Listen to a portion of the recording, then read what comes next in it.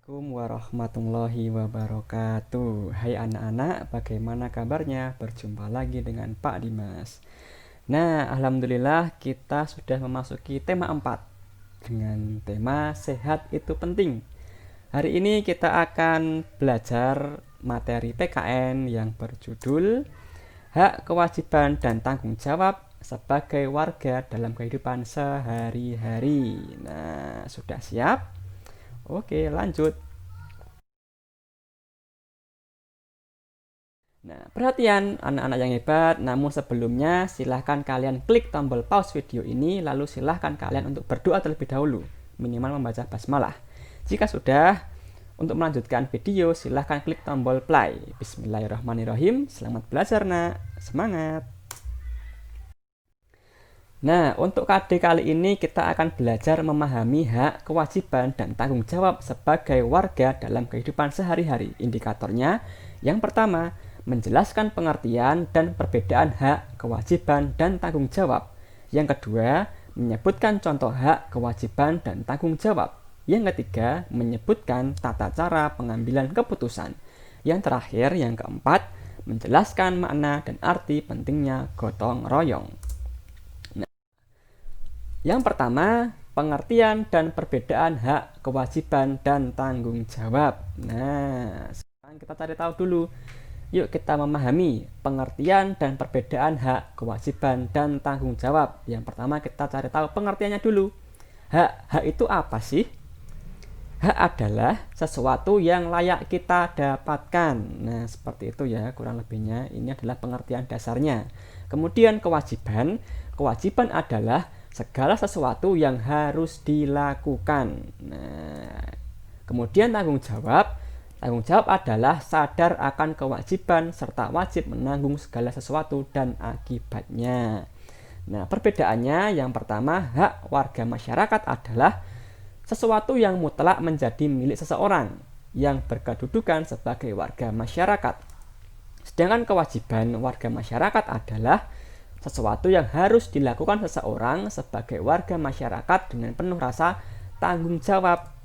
Nah, yang ketiga, tanggung jawab sebagai warga masyarakat adalah tugas dan kewajiban yang harus dilaksanakan seseorang dalam kedudukannya sebagai warga masyarakat. Nah, sekali lagi Pak Dimas ulangi ya. Hak itu adalah sesuatu yang layak kita dapatkan. Kita peroleh itu namanya hak. Sedangkan kewajiban adalah sesuatu yang kita lakukan, seperti itu. Kemudian tanggung jawab adalah itu cenderung ke sikap kita bagaimana dalam melakukan kegiatan atau melakukan kewajiban kita. Nah, kita harus sadar dan kita harus wajib menanggung segala sesuatu dan akibatnya. Nah, seperti itu. Nah, jadi hak dan kewajiban harus dilaksanakan secara bertanggung jawab. Nah, tadi ya, dengan secara sikap kita atau sifat kita adalah bertanggung jawab. Sebaliknya, tanggung jawab itu tercermin dari terlaksananya hak dan kewajiban dengan baik. Nah, insya Allah paham nggih. Nah, lanjut. Yang kedua, contoh hak, kewajiban, dan tanggung jawab. Nah, yuk kita menyebutkan contoh hak, kewajiban, dan tanggung jawab sebagai warga masyarakat.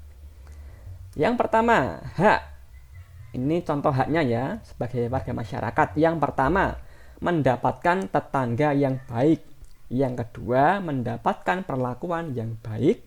Yang ketiga, mendapatkan hak suara dalam pemilihan ketua RW.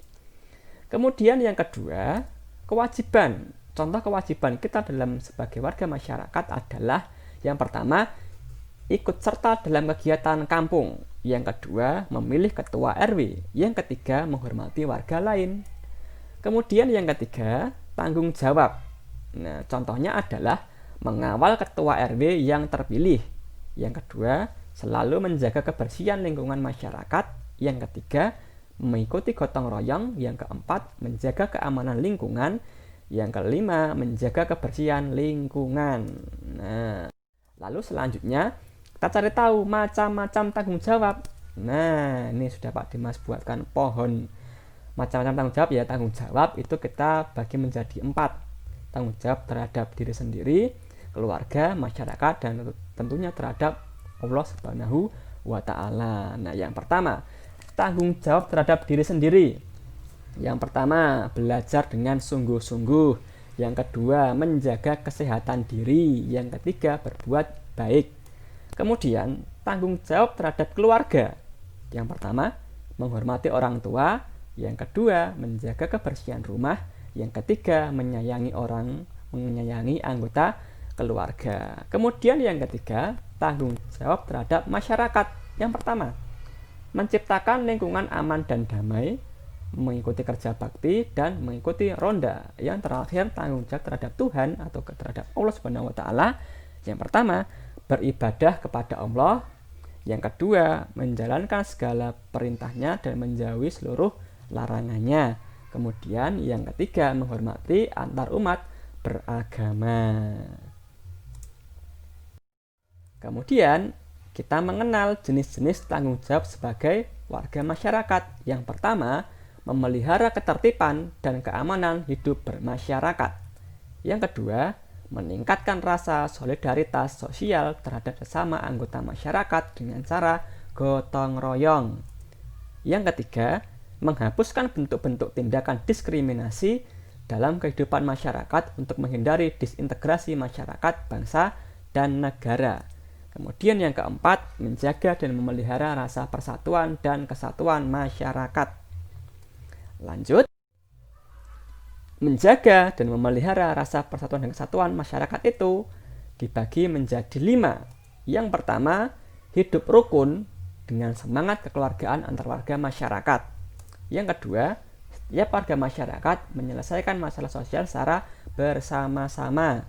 Yang ketiga, menggunakan bahasa Indonesia secara baik dan benar dalam bergaul antar suku bangsa. Yang keempat, bergaul dengan sesama warga masyarakat dengan tidak membeda-bedakan suku, agama, ras, ataupun aliran. Yang terakhir, yang kelima, mengadakan bakti sosial di lingkungan masyarakat. Lanjut, yang ketiga, tata cara pengambilan keputusan. Nah, yuk kita belajar tata cara pengambilan keputusan. Pengambilan keputusan bersama dapat dilakukan melalui musyawarah untuk mencapai mufakat. Namun demikian, apabila tidak mencapai mufakat, dapat kita lakukan dengan cara voting. Nah, contoh pengambilan keputusan bersama di masyarakat adalah menentukan jadwal siskamling, jadwal gotong royong, jenis lembar kemerdekaan, serta pemilihan ketua RT atau RW. Nah, sebagai contoh di sini ya, pemilihan ketua RT atau RW. Nah, tata cara pemilihan ketua RW dan tugas panitia pemilihan ketua RW. Yang pertama, tata cara pemilihan ketua RW. Ada 5. Yang pertama, pembentukan panitia pemilihan ketua RW. Yang kedua, pendaftaran calon ketua RW kepada panitia. Yang ketiga, penetapan calon ketua RW. Yang keempat, penyelenggaraan pemilihan ketua RW. Yang kelima, pelantikan ketua RW baru. Kemudian, tugas panitia pemilihan ketua RW itu ada 5 juga. Yang pertama, menyeleksi calon ketua RW. Yang kedua, menetapkan calon ketua RW. Yang ketiga, menentukan daftar pemilih. Yang keempat, menyusun tata tertib pemilihan ketua RW. Yang kelima, menyelenggarakan pemilihan. Nah, kemudian yang terakhir, yang keempat, makna dan arti pentingnya gotong royong. Nah, yuk kita cari tahu makna dan arti pentingnya gotong royong. Gotong royong adalah bekerja bersama-sama untuk mencapai suatu hasil. Nah, ada 2. Yang pertama, unsur-unsur gotong royong, yaitu dilakukan oleh sekelompok orang dan mempunyai tujuan. Kemudian yang kedua, manfaat gotong royong, itu yang pertama ada pekerjaan menjadi cepat selesai, pekerjaan menjadi lebih ringan, menjalin persatuan, menjalin kerukunan, dan yang terakhir meningkatkan rasa solidaritas. Seperti itu. Nah, insya Allah paham ya anak-anak, kurang lebihnya seperti itu sedikit penjelasan dari Pak Dimas. Nanti apabila ada suatu hal yang ingin ditanyakan atau masih bingung, silahkan kalian cari di buku ringkasan tematik kalian, silahkan dipelajari kembali, dan apabila ada yang masih kurang paham, silahkan ditanyakan di tugas GCR ya. Nah, selamat belajar. Sekian dari Pak Dimas, kurang lebihnya mohon maaf. Terima kasih. Wassalamualaikum warahmatullahi wabarakatuh.